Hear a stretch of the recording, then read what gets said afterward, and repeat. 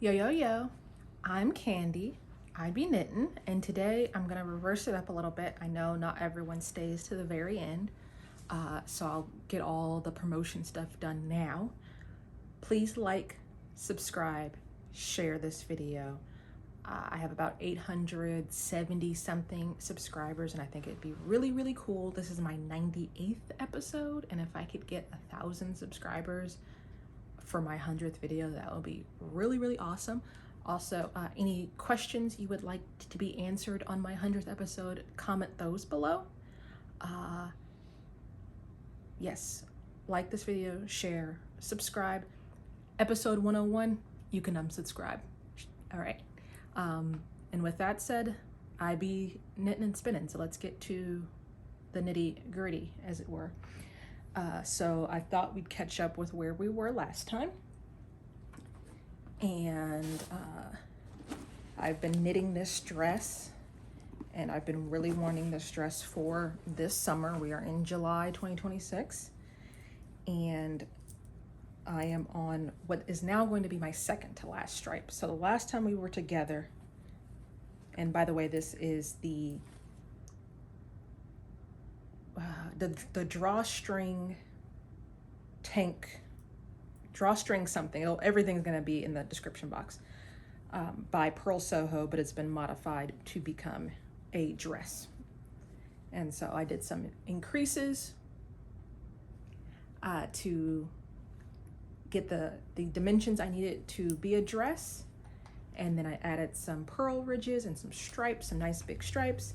And now I am on what's gonna be my second to last stripe. And the last time I showed this to y'all, I said I wanted to do a ruffle for my last stripe. And each of these stripes is about 50 grams. I had about 50 grams of each of these balls of yarn. And I got to this last stripe and I wanted to do a ruffle, but what y'all might have been anticipating is that doubling the amount of stitches makes the circumference that much bigger, which makes the amount of yarn used per row that much bigger. So it meant that this stripe was going to be much shorter than the other stripes. And at that point, when I'm doing a scrappy project like this, I have to make choices. And so what is more important, that I have these big, nice, wide stripes that are all similar in width, or the ruffle? And I chose the stripe. And so I actually ripped back, I ripped past the increases I did and started the stripe over, and this is going to be straight. But in doing so, there were a couple things that were happening that I wanted to rip this back. One, the increases made me use this yarn too fast, but also as I was using this yarn, this is all scrap secondhand yarn, and they were wound into balls. And as I was unwinding the balls, I was finding short ends, and I was just like, I kind of started getting nervous because I'm just like, I don't want a bunch of ends to weave in at the end of this. And so I wanted to cake this yarn up so I could see if there were any more of those like short ends. I guess someone cut it out of a project, wound it up into like a tight ball. And luckily all of the broken parts were at the beginning, pulled those off. And now I'm knitting from one solid ball, no more knots in it, nothing like that. But in doing so, I had leftovers of all of these stripes of this light blue main color I'm using, and I found that when I got all of those leftover balls together, I have about 60 grams of this main color left over. So I'm gonna do this stripe, and then I have enough yarn here that I can do my last stripe in this color. I'll get a nice good length out of this. At this point, it's like around my thighs, kind of to my knees, and this will get it past my knees, which I think is a good length for something like this. And also, I did some kind of quick and dirty math and swatching and found that while I can't do the doubling of the stitches, like the knit front back to make that big dramatic ruffle, what I can do with this yarn is go up a needle size. So right now this is on size 4 needles. And if I go up to like a size 7, each of these rounds right now is using up about 1.2, 1.3 grams of yarn. And going up to a size 7 or 8 gets me to like 1.8 grams per yard. So I'm not doubling how much I'm using per round. So it's not gonna be as short as the ruffle that I was going to make, but it'll add some nice drape and some, just a gentle ruffle by going up a couple of needle sizes. And so I think this will work. With this, I was using about like 3 grams by doubling my stitches. And so I think this will be a nice compromise, and I'll get some good length out of this, because I also don't, because this is a scrappy project, I don't want a bunch of leftover yarn. So I like the idea of using all of this up. So that is that.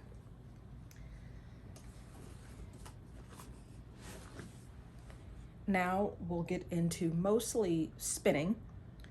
I told y'all for this whole Tour de Fleece, Tour de France situation, I wanted to kind of just treat spinning as my main hobby and put that to the forefront. So besides working on that dress, I've been mostly working on my spinning, and I want to show y'all the results of just focusing in on, I guess, 2 weeks. I missed the first week, and then we're on, today is the 22nd, and the Tour de France ends this weekend, and so I have 2 more days of intense spinning. And I've been literally spinning at my wheel or on my drum spindles every day. And what I've done is I have finished this sweater spin. I started this before the tour, but I have since finished the spinning and the plying. This is a 3-ply of a custom blend I've done for myself. This is BFL mixed with Cheviot, mixed with some Navajo churro, and it's making this very light gray color. And I did it into bats, and then I did a 3-ply, and the only thing left now is finishing the yarn. And what I want to do with this, I want to full it, and so that involves dipping it alternatively from hot to cold water and back and forth, and really letting this yarn almost like felt and really puff out. And I think that's going to complement the spinning style and the fact that I did this very woolen spin and woolen prep.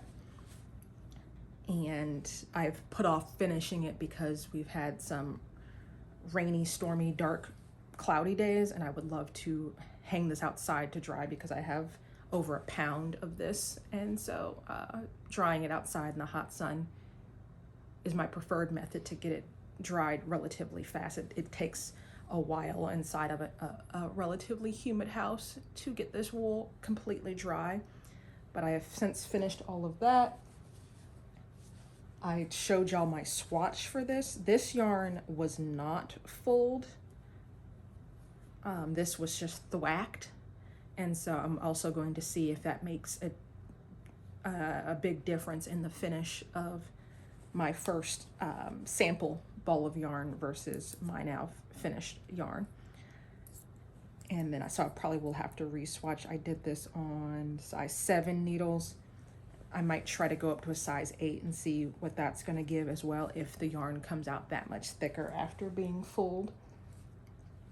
And I have quite a bit of that. Also, fulling it will shorten the final yardage because it involves felting the fibers, and so I'll have to take a final yardage count and make sure that this is going to be enough yardage for a sweater for my husband. If not, I have a lot more of this fiber to prep, and I started doing it, and I pulled out, I think, like 2 pounds of fiber, and it was getting kind of unwieldy, and so I think I have like 1.5 pounds in this bag, and we shall see. But also hand spun tends to be, or at least my hand spun tends to be, a lot denser. So even while like 1.5 pounds of any kind of commercial yarn would be more than enough for a sweater, hand spun might be cutting it kind of close. So I do also need to take the yardage on that. So that freed up my wheel, and so my next spin on my wheel is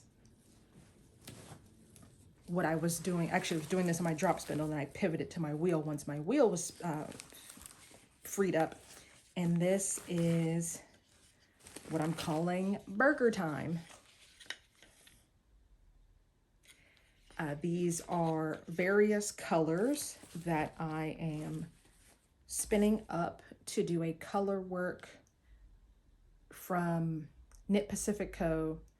She does the Doodle decks, and she came out with a hamburger or cheeseburger doodle deck, and I am spinning for that. And so I have bun colors, sesame seed colors, ketchup. I'm currently working on my hamburger meat, cheese, mustard. What else is good? I think there's grill marks involved with the meat. And then my background color is going to be this royal blue. And this is all types of different colored fiber I have in my stash, all wool, and then as well as some almost like Knit Picks palette 2-ply fingering weight yarn. This is actually some sock yarn, but I just needed 2 tones of red for the inside and outside of the tomato. And so that's what's in here right now. I was doing this on my drop spindle, but I'm doing kind of a short forward draw, trying to get as thin as possible because I'm doing this into a 3-ply, and that just got really tedious on my drop spindles, especially doing this many different colors. And so I pivoted to my wheel, and my plan here is to fill up bobbins with all of these different colors and then rewind all of the bobbins and then ply them all at the same time. Have not finished these yet. These will get just a light finishing with a nice snap to them. And I'm going to do that once I finish all of my colors, then sit down and see what colors I have, start charting things out. She has a chart in the pattern, and then you pick your toppings, and then I'll make my own color work chart. And then I'm going to swatch. And then once I swatch, I can see how much one burger motif will take as far as yardage and weight goes. And then that will dictate how much more of each color, because color work usually does not take up that much yardage, but it's just going to depend on my swatch and, you know, how big the motif is. It's rather tall, and then I think I'm going to cast on like 96 stitches, and I got to see how many fit in that circumference. She has a cowl for free in the pattern, but recently I went to a yard sale and someone had her book, her doodle deck book, which I can't show you right now. I'll show it to you next time, where she shows you how to transfer each of these patterns, not just from a cowl, but to a sock, to a scarf, to mittens. And so I'm actually thinking of doing a scarf. And so that might not make a big difference with my different toppings, but I think I'm definitely going to need more of my main color, because scarves actually take up a lot of yarn, and this is a scarf in the round, and so it's going to be double thickness, and so it's going to be that much more yarn. Also, I'm thinking about, because I'm going from the cowl, which is going to have the burger stacked up like this, but I'm now thinking about doing a long scarf. And I don't necessarily want burgers all the way up the scarf. I'm thinking one end will have burgers, the other end will have burgers. But I'm thinking of doing like a long scarf with maybe some stripes. And I have like this darker green that's not going to go in the burger, but I want to use as like an accent color. And I want to make almost like a soccer hooligan type scarf, and actually stitch fiddle and do the Burger Time logo in the middle of the scarf. So it's going to, you know, have the letters on it, maybe some like sporty stripes, and then the burgers at the very end, and really make this a showpiece, if you will. And so that's the status of this. I'm currently spinning my patty on the wheel, and then I'm doing, this is like my mustard cheese color, and that's going to be my last color to spin. Then, like I said, finish, snap it all, and then start swatching. And then also by swatching the color work, I can see what colors are going to work, which colors aren't going to work, what toppings I actually want.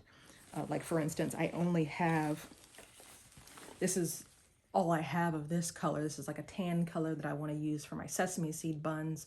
And I was on the fence as to whether or not I wanted sesame seed buns, so I can do that and see, like, is that going to be a good look? Do I have enough yarn to do it? Also, if I do the scarf, there's no reason why I can't have 2 different burgers on either end of the scarf. So maybe I have enough sesame seeds just to do one set of burgers, and then I don't have sesame seeds on the other end. etc., etc.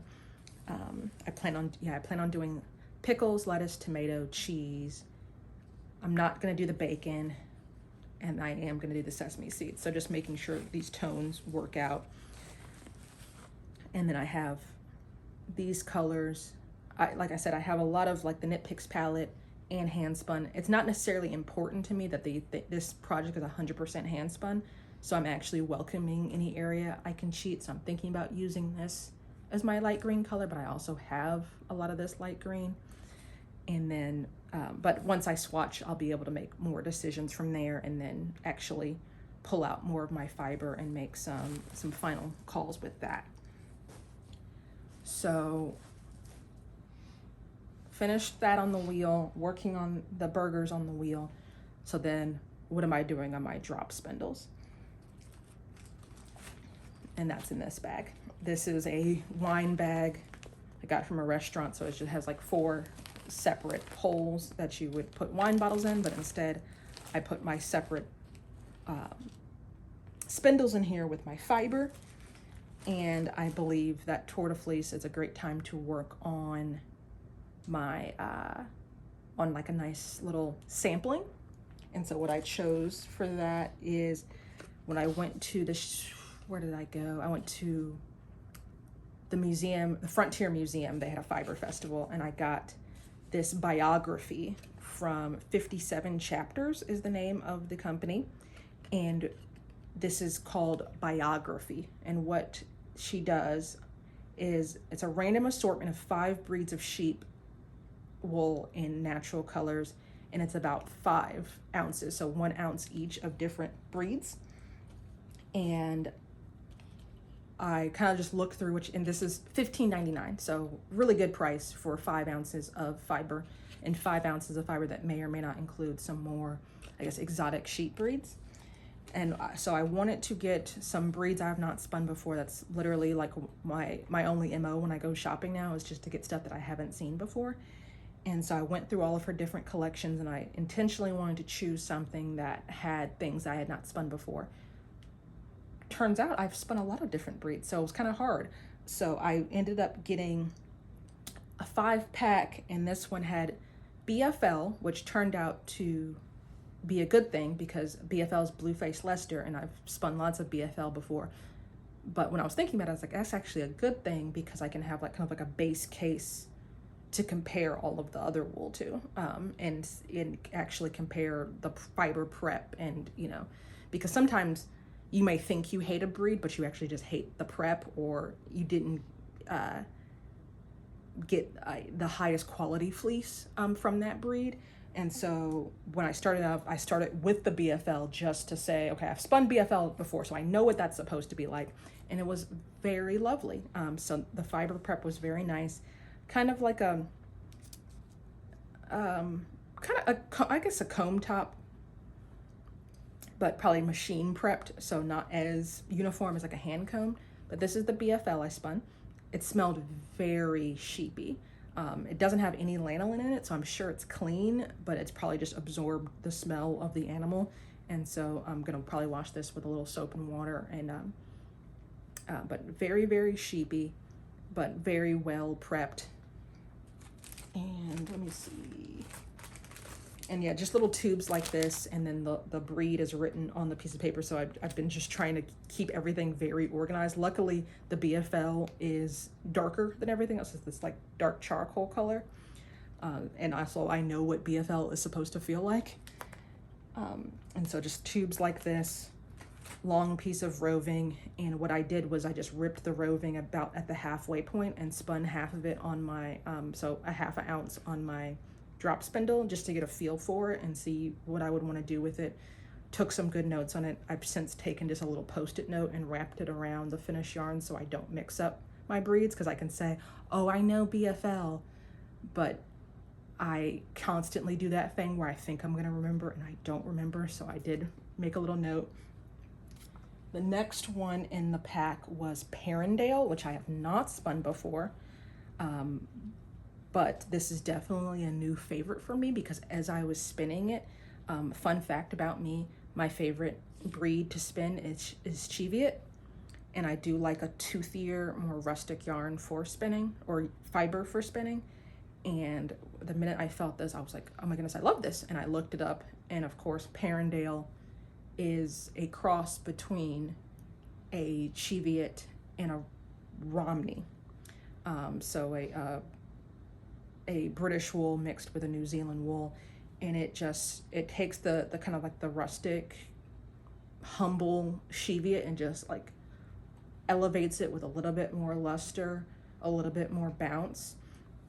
And I was quite pleasantly surprised. I did not look it up until I finished spinning. I was like, I'm gonna spin it first and see what I think, and like and try to like use the lingo, and is it fine, is it lustrous, is it matte, and come up with those words on my own instead of being told and then being like, well, being influenced basically.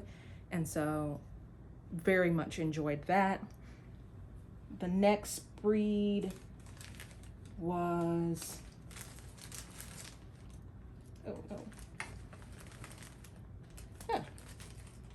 oh, it's on my drop spindle. It's on my Knitty Knotty. I just wound it off. That was the Dorset Horn, which was okay. Didn't hate it, didn't love it. The Perrindale, I would definitely seek out again. The Dorset Horn, I liked. It was fine. Swaldale, it was like this oatmeal-y color, and I also applied them on my drop spindle, and also that's why I wanted to kind of only do like ½ an ounce, because it can get kind of unwieldy making a applying bracelet and then trying to apply it on my drop spindle. The Swaldale is got a lot of like kind of guard hairs. It's kind of pokey.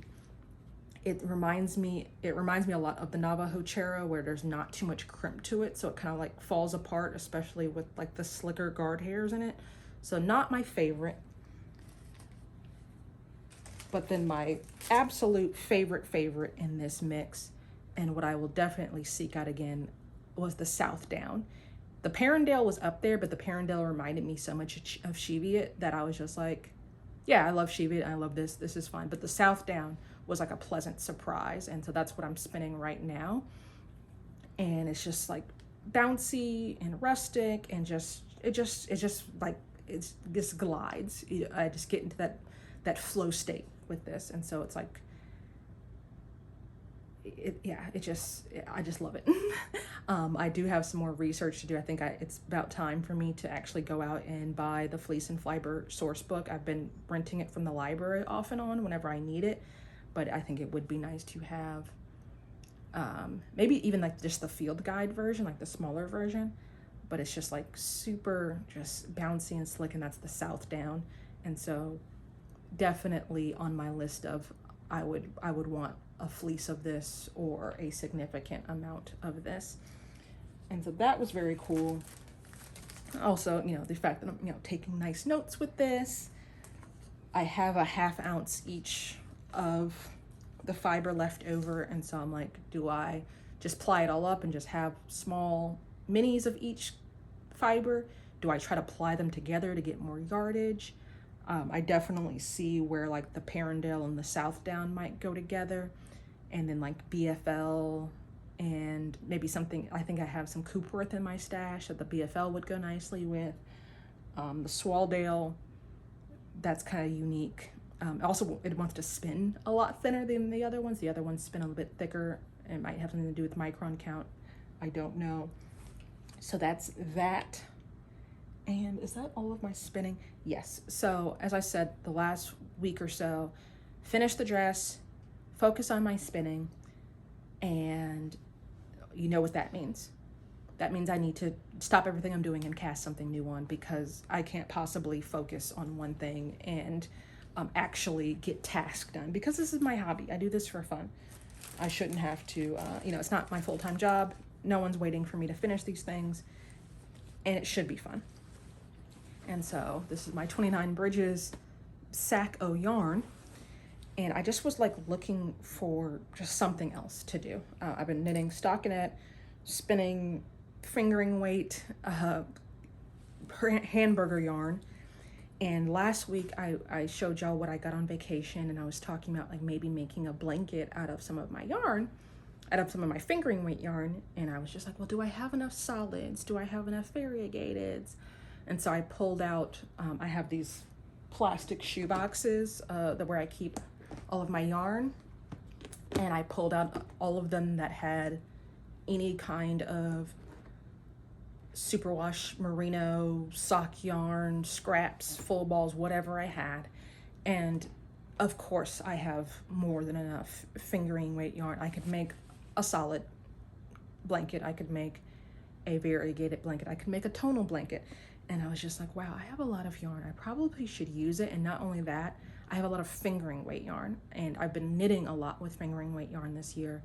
And I'm very pro stash. I love all the yarn I have, but the hard part of collecting a lot of yarn, having a lot of yarn, is that I have so many ideas, and I'm just like, I have this, you know, precious ball of yarn, and I'm like, well, I could make a top out of this, and I could do this with it, I could do that, and sometimes it's hard for me to like just execute.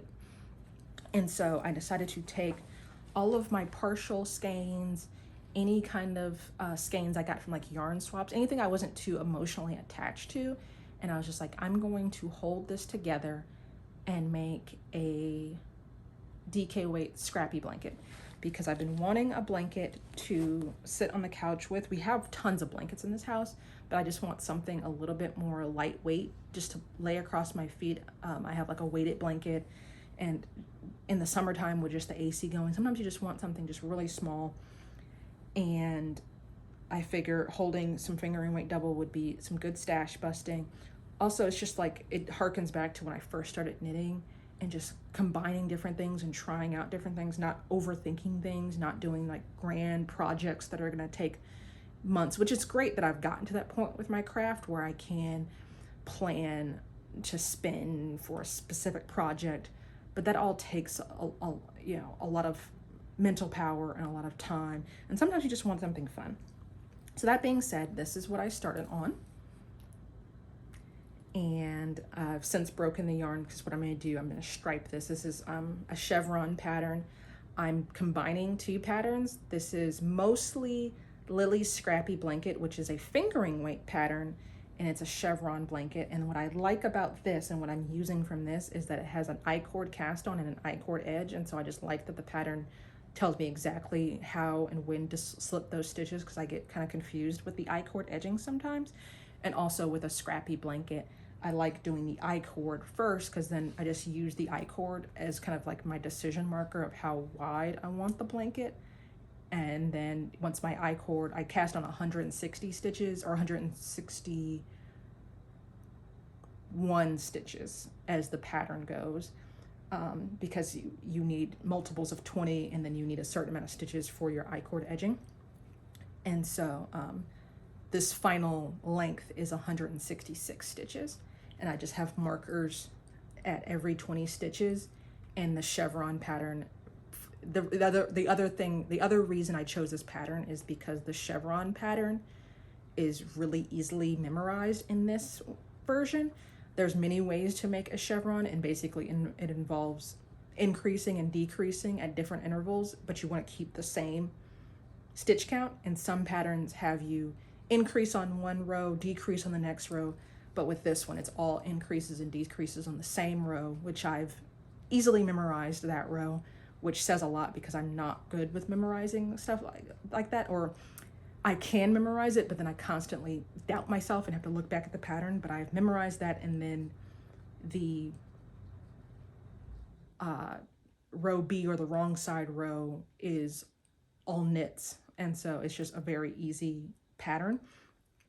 The other pattern that I'm using it's called Waltz Chevron Blanket, and I'll have that link below, and it's from a blog from the Fiber Space, LYS, the yarn store Fiber Space.